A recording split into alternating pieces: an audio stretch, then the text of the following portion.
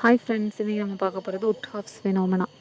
இந்த ஃபெனோமெனா எந்த டிசீஸில் வரும்னு பார்க்கலாம். மல்டிபிள் ஸ்க்ளரோசிஸ் இருக்க பேஷண்ட்டுக்கு நியூரலாஜிக்கல் சிம்டம்ஸ் இருக்கும். அந்த சிம்டம்ஸு ரொம்ப ஒர்சன் ஆகிறது தான் வந்துட்டு இந்த ஃபெனோமெனாவில் நம்ம பார்ப்போம்.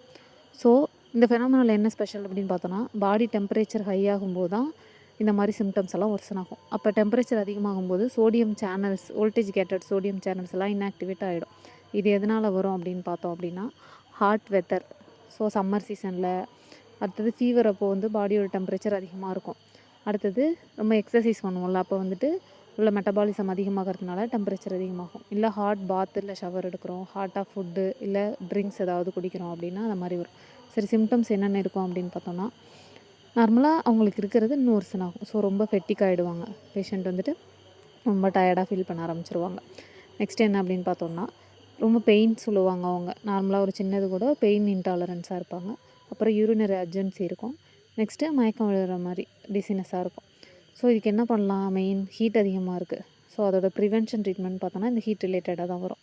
ஸோ பேஷண்ட் என்ன பண்ணணும்? எப்போயுமே கூல் என்விரான்மெண்ட்லேயே வச்சுக்கணும். கூலிங் பிளாங்கெட்டு, கிளாத்து அதை மாதிரி ஏதாவது யூஸ் பண்ணலாம். ஹாட் வாட்டர் குடிக்கிறது, ஹாட் பாத் எடுக்கிறது, இதெல்லாம் வந்துட்டு அவங்கள அவாய்ட் பண்ண சொல்லலாம். தேங்க்யூ.